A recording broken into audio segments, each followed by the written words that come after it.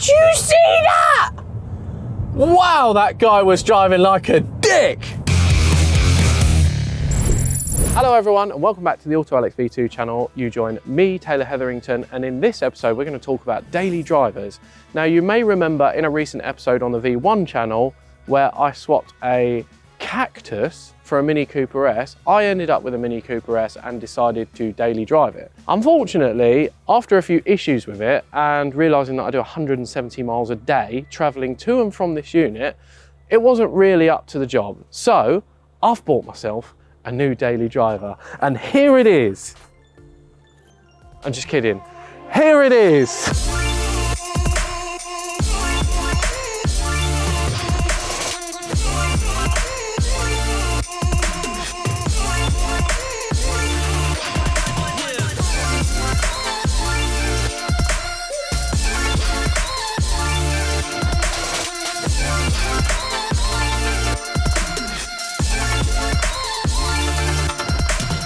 Welcome everyone to my new daily driver. This is a 2010 Alpina D3 bi-turbo facelift. I absolutely love Alpinas, as you probably know from the episode that I did on my E46 Alpina, where I manual swapped it. I'm pretty obsessed with these cars. I love the individuality with them, and this one is very cool. So it started off life as a E90 BMW 320D. Jokes aside, Rory, I know you and Alex always say that my Alpina's a 320D. This time it actually is, but it's not just any 320D. This has got bi-turbos, which means it has one small turbo and one big turbo, 2-litre diesel. So what that means is you get the power from a 3-litre diesel essentially, but still the fuel economy from a 2-litre diesel. So it's a win-win. It's got a lot of styling differences. It has 19-inch Alpina dynamic wheels, an Alpina front splitter. It has a slightly lower ride height. It sits on different suspension.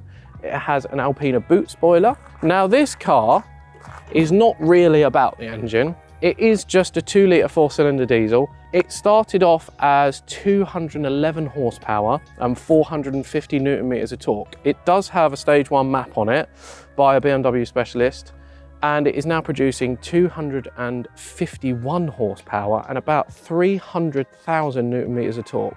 It pulls like a train.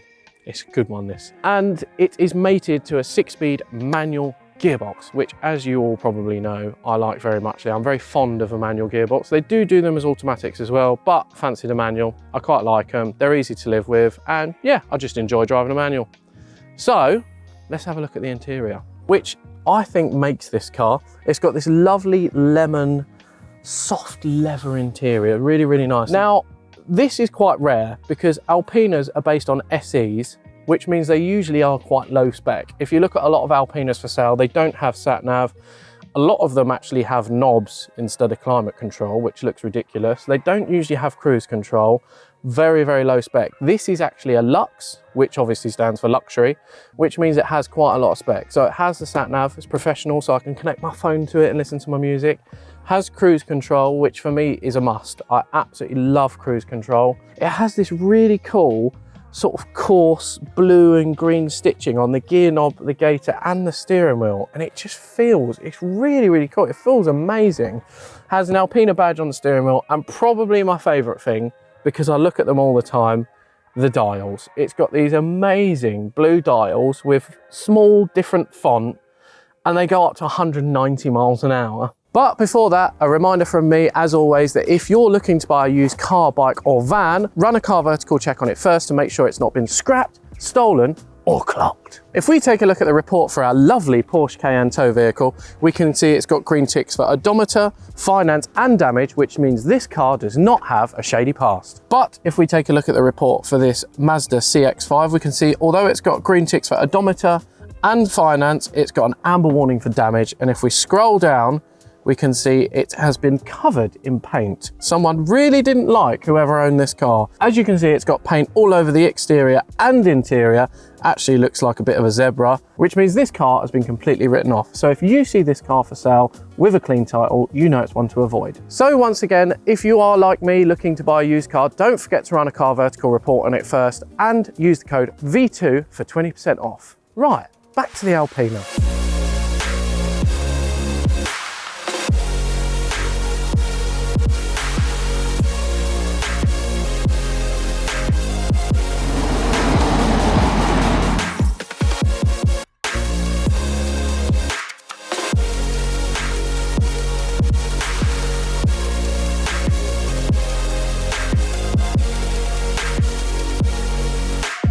So what is this car all about? Now, Alpinas tend to be very exclusive. They are BMWs that are taken brand new from the BMW factory, taken over to Alpina and then completely changed. Usually they have different engines in them, different suspension, different diffs, different interiors, different styling packages, wheels, everything. They're very, very unusual and most importantly, very rare. What I wanted from a daily was something economical, comfortable, nice to drive, very refined, pleasant, but not big. I don't really like driving about in big, cumbersome cars all the time. I get bored of it. It's really irritating. Big Pete, for example, lovely car to drive, really good, but I just get bored of constantly going around corners and wallowing everywhere and using loads of fuel. It's not fun. So I wanted something that felt small, but still had 4 doors to take, you know, Rory, Alex, and whoever else I'd drive about, which is exactly how this car feels. It feels small, but it's big, and it's spacious, and it's practical, which is exactly, it's perfect. Oh, it is the bollocks.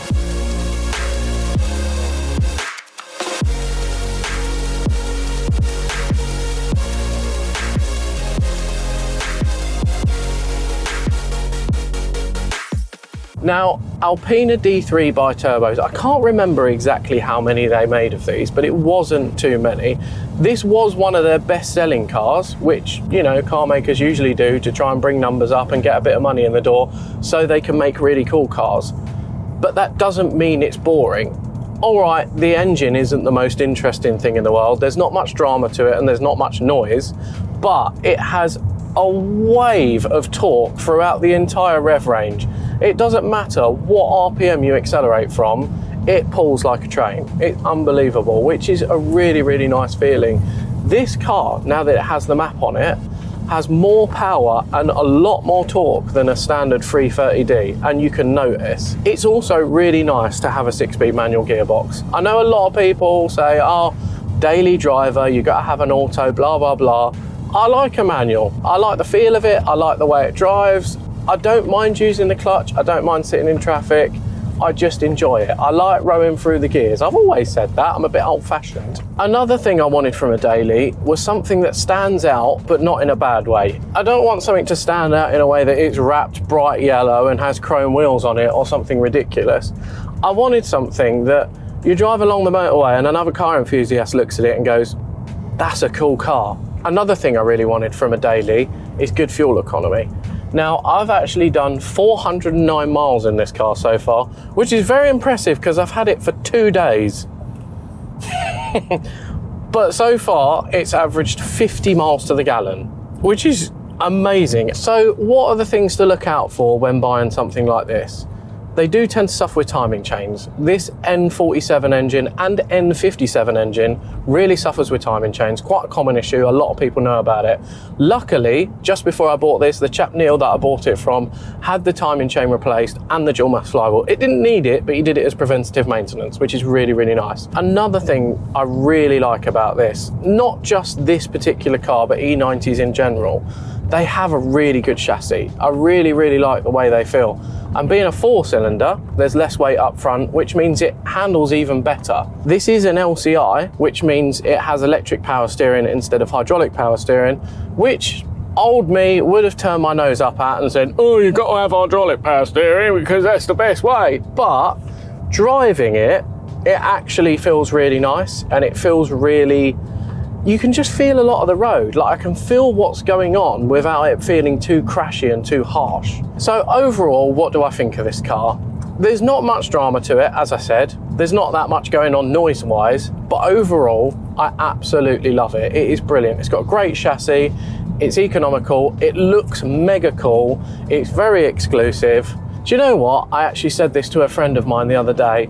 I think this is probably one of the nicest cars I've ever bought myself. And wow! Oh, it's actually fast! Look at it go! Not that I tend to drive this car very fast because it's a daily and it's a diesel and it's just nice to float about in, but when you do, it's really good. Oh, this feels great. Ah! Me. Did you see that? Wow, that guy was driving like a dick. Right, Let's try not to set the airbags off and get it back to the unit. I hope you've enjoyed watching this episode. Don't forget to like and subscribe if you have. And if you like watching me and Rory do these car reviews, then don't forget to leave a comment below. And a massive thanks to Neil's Cars, Aviation and Travel on YouTube. Don't forget to give him a follow for selling me this car, because I'm absolutely over the moon with it. Thanks for watching. I'm going home in my new car. I'll see you lot later.